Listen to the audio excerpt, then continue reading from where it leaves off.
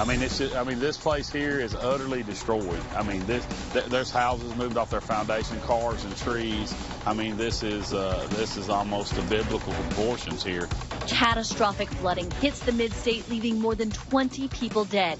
Tonight, dozens more are still missing. Okay, it's been very emotional as names come in. You know, obviously, people that you know that you've lived around all your life and have personal connections, it makes it a lot more difficult. But now it's a race against time to find survivors as families hope for a miracle. Tonight, we'll show you how our neighbors are coming together to help one another as this tragedy unfolds. News 4 starts right now. News 4 Nashville starts now with this breaking news alert. Good evening, I'm Carly Gordon. Tonight, people across the mid-state are in a state of shock after deadly flooding hits Humphreys County. At least 21 people are dead, and some of them were children. Dozens more are missing, and just in the last few hours, we got a list of names of those who haven't been found. The Waverly Department of Public Safety needs the public's help finding them. We've put that entire list of names on WSMV.com. Tonight, the president is sending in his condolences to the town of Waverly and offering his support. I know we've reached out to the community and we stand ready to offer them support. I've asked the administrator to speak to Governor Lee of Tennessee right away, and we'll offer any assistance they need for this terrible moment. And right now, we are minutes away from hearing from Governor Bill Lee. This is a live look from TEMA, where he will address this catastrophe. He toured the damage today, and we'll bring you that news conference live on the air just as soon as it starts. We have a team of crews on the ground in Waverly, so let's go straight out to our Marius Payton, who's live. Marius, just tell us what you're seeing out there right now as that community tries to make sense of this disaster. Carly, you know, I was trying to think of 3 words to describe what I was seeing as we were pulling in to Waverly a couple of hours ago. Devastation, catastrophic, and hope. Of course, you can see the devastation. We've been seeing the devastation on social media, but we are also seeing Tennesseans helping Tennesseans, and that's where the hope comes in. I want to show you what we're going to. This is the Memorial Clinic. As you can see, the siding of the clinic has been ripped off. As we walk further, you can see kitchen utensils thrown on the ground. There's a lot going on, but right now we want to toss to Governor Bill Lee, who has just toured this facility. Let's hear what he has to say. Devastating flooding in this community. Tremendous loss of life, a number of missing people on the ground, homes washed off their foundations, cars strewn around the community. It is a devastating picture of loss and heartache in one of our Tennessee communities. We have also seen a tremendous outpouring from surrounding communities, churches that are opening up as shelters. We've also seen swift response from Highway Patrol, from the National Guard, from first responders from counties all over the state, a number of them working together, coordinating efforts. But nonetheless, this is still unfolding, even this afternoon, and there's much yet to know about what the end results will be, but what we do know is that it's incredibly difficult, and our hearts and our prayers need to be for those communities, for those folks in that community, many of them who have suffered not only the loss of their homes and their property, but the loss of family members and friends. I'm going to have Patrick Sheehan, our director of TEMA, come up and make a few comments about particular numbers and the response that is happening right now on the ground as well. Patrick? Thank you, Governor.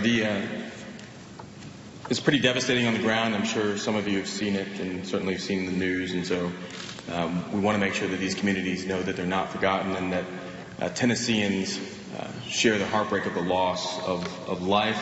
The Tennessee Department of Health has confirmed to TEMA at this time 16 confirmed fatalities. You'll notice that's different perhaps than what's coming out of local government, and that has to do with just our validation process. So we don't get ahead of ourselves as we're making sure that we account for each Tennessean that is sadly perished or is missing. And so you might see a discrepancy in numbers sometimes, what's coming from the sheriff or what's coming from our official reports, and it's really just a matter of process. What we know is that there are a number of people still missing. Recovery efforts continue underway, search efforts continue underway. Those will go on until we account for all those Tennesseans that are missing at this time.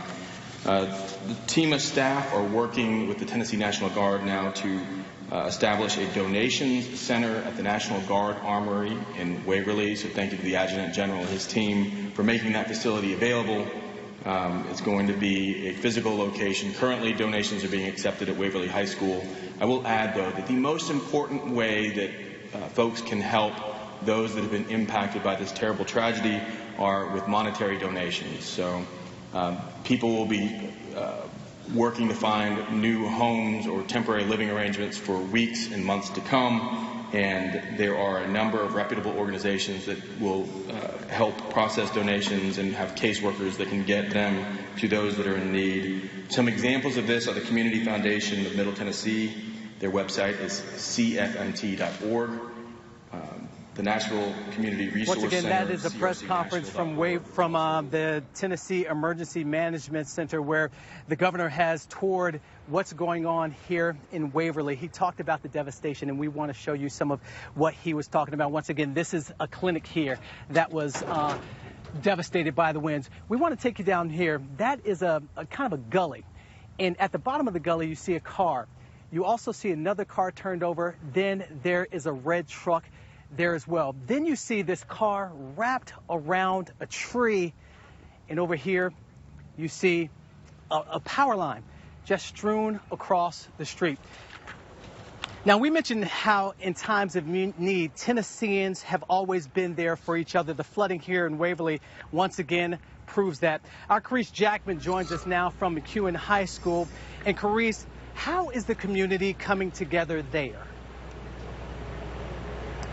Well, Marius, they're coming together in droves. You know, we've been out here all day, all morning, and we're seeing car after car line up with everything from blankets to water, trying to do everything they can to help out Waverly, which is just 13 miles down the road.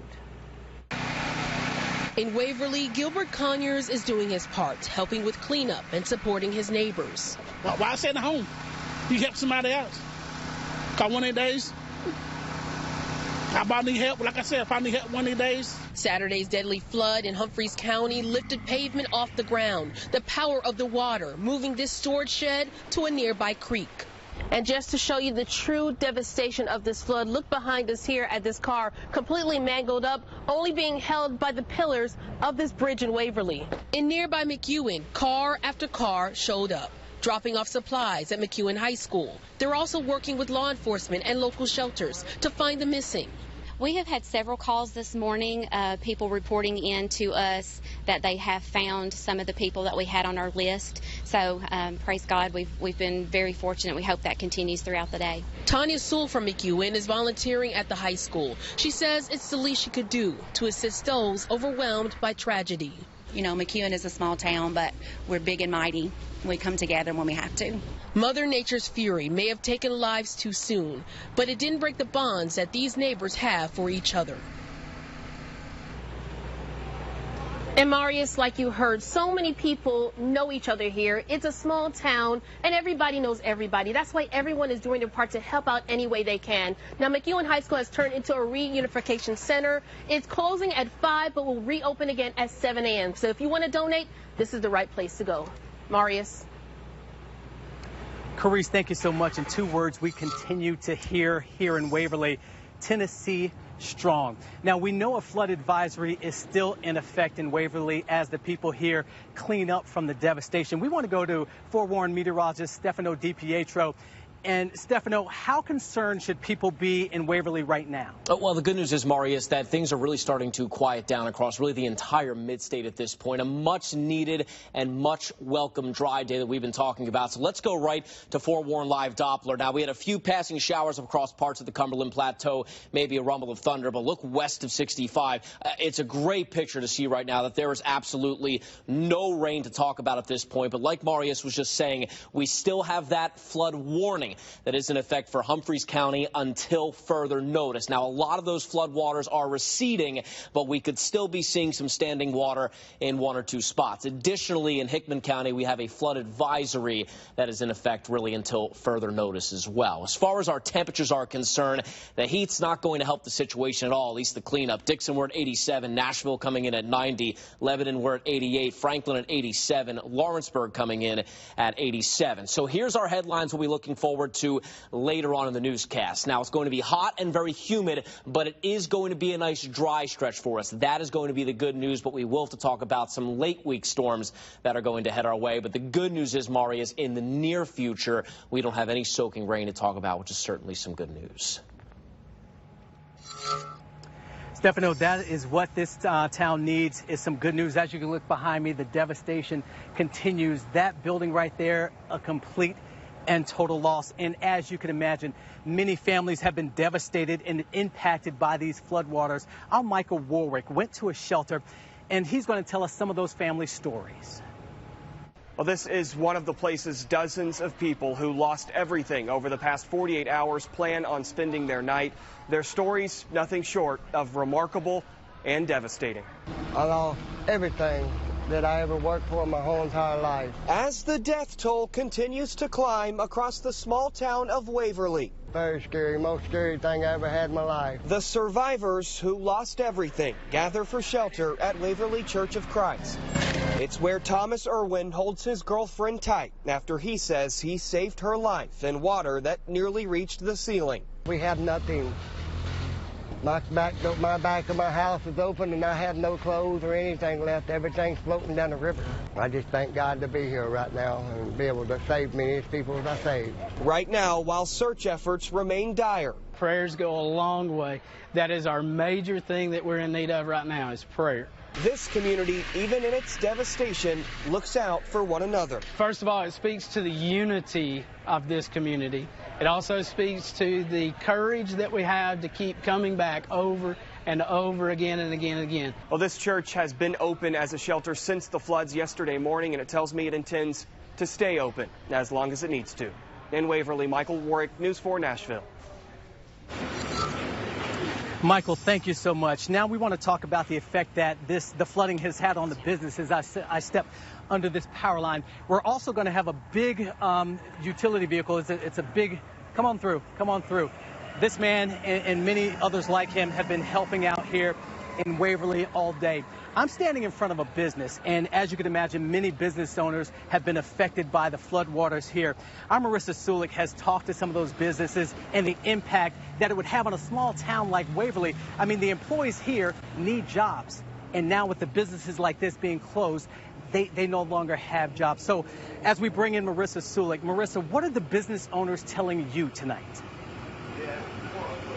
Marius, we're at Waverly Plaza here, and it's just half a block away from the creek, which really did flood this area up. And that's not the only reason why Waverly Plaza flooded. If you can tell, actually, just up the hill by the McDonald's, like I just said, the McDonald's is uphill. So this entire plaza here is downhill. And that's the reason why so much water with the accumulation of the downhill and the creek rushed into this Dollar General. And you can see the windows are just completely blown out. The shelves have collapsed all on each other. And this is just what some of the businesses here are dealing with. However, all of them have their own individual story.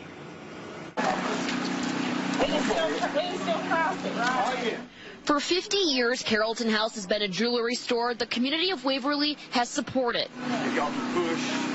Now, one day after deadly flash floods hit the area, the community is showing that support. Every showcase was upside down. Owner Renee Muha says $500,000 worth of jewelry and clothing was gone in seconds. We checked on it at 9, we checked on it at 10, and at 11 it just exploded out of the banks. It just kept coming.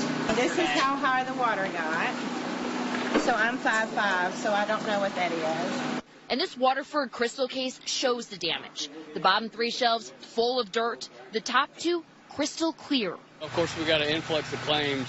Right next door, insurance agent Lynn Paschal says they already have 50 claims for those with flood insurance. But since his office isn't on a floodplain, that's not something Lynn thought twice about. I don't have flood insurance. Didn't think I needed it, just like a lot of the residents here in town. It was probably about 10 foot in there. It was over the doors. And on the other side of the plaza, Terrence Chrisman says he and his employees had to climb on top of this office wall in the grocery store where they stayed for 4 hours. As crazy as it sounds, I think being in there was the safest bet.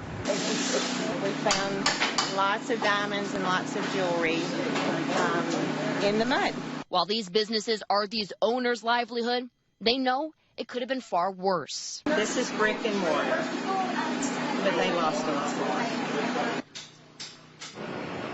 Now, Marius, a lot of the business owners we talked to today compared this flash flood to the flood of 2010, and they said this past flood is uncomparable. You cannot compare the two whatsoever. Marius. Wow, Marissa, a lot of damage here. And as we come back to me, I want to bring you inside the Memorial Clinic that we kind of showed you earlier. If you take a peek inside, there's a lot of damage. The water has receded, but the damage is still left. And when you talk about the effect that the waters have had here in Waverly, we are talking about generational buildings. We're talking about homes that have been around for generations and businesses that have been around for generations. So when I ask people about rebuilding, they just sigh and say they're still in shock. Carly. Marius, it is just unbelievable. Thank you. And we know many of you are looking for ways to help people devastated by the floods.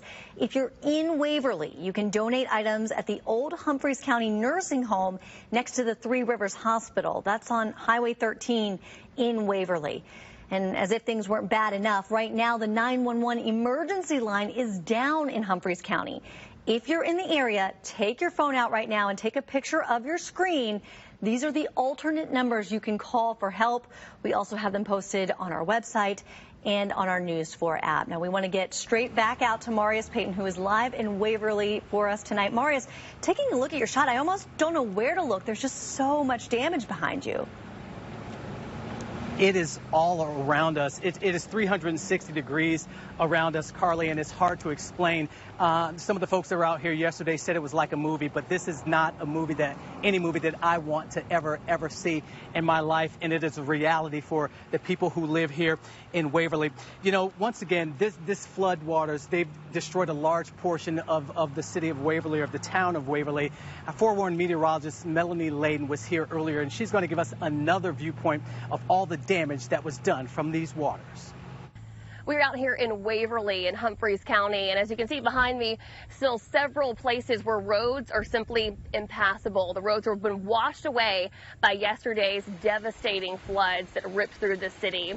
Take a look over here. We've got homes, cars, sheds swept away in these floodwaters. Some homes even knocked off their foundation. Some homes even found yards down the road from where they should be.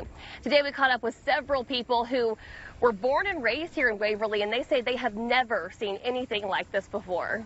So far I know, my whole block is history. I mean, it has demolished houses, washed them down. I mean, this is no lie. It washed them down. Some of them plumb away from, not just pick them up and just wash them in the road, wash them and slam them against other people's homes.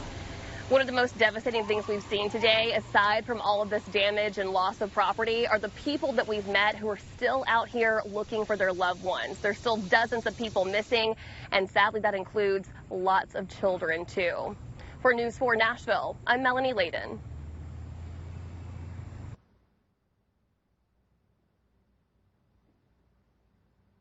And as you might imagine, social media is now filled with posts showing the horrific flooding and its aftermath. And some of the images are just jaw-dropping. Here you see a house, an entire house floating down a fast-moving river. This is a boat no driver that's floating again until it hits a pile of debris. And speaking of debris, it is just everywhere. These here are images of people's lives, their cars, their homes, just everywhere. This is no doubt going to take a toll for quite some time. We'll be right back. Now, your forewarned weather, certified Nashville's most accurate. Well, good evening, everyone. After that devastating flooding that we saw yesterday, it was certainly nice to see a dry day across Middle Tennessee and Southern Kentucky. But let's talk about the historical flooding that we saw really through our day yesterday. Now, here's a little comparison for us. The 24-hour total, the highest rain total that we saw was in McEwen in Humphreys County, over 17 inches of rain in just under 24 hours. The record in Middle Tennessee was back in 2010. That was in Franklin, just over 9 inches of rain in 24 hours. It also shattered the state record of just over 13.5 inches.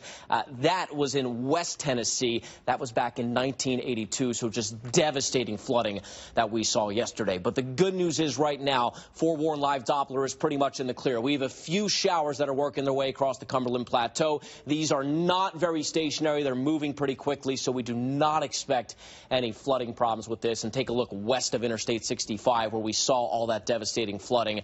Everything is very quiet at this point. Let's quickly go through Futurecast as we go through the rest of this evening. Other than that isolated shower, we're pretty much good to go. As we wake up tomorrow morning, we'll wake up to some good sunshine, 60s across the plateau, 70s elsewhere. As we move into our Monday afternoon, we head to the 90s. That heat is certainly going to cause some issues as well. As we go Tuesday, Wednesday, all the way to Thursday, we stay in the 90s. We do cool off as we head toward the weekend, but a few more isolated showers and storms return. We'll be right back with more News 4 in just a minute. Here in Waverly, Tennessee, we talked to a lady earlier who was getting her car fixed about 40 or 50 yards away from us at a business. Guess where she found it? 40, 50 yards away, sitting right here under this U-Haul truck. We also talked to a couple who was looking for their van. They live 2 miles away from here and still haven't been able to find their van. Carly, there's stories like this everywhere you turn in Waverly. Marius, our hearts are with them tonight. Thank you. That is all for Channel 4 News at 5. We will keep you up to date as new information comes in from Waverly. We expect to hear from Humphrey County Sheriff Chris Davis in the next hour, and we will be breaking into programming. NBC Nightly News is next. Thanks for watching News 4 Nashville.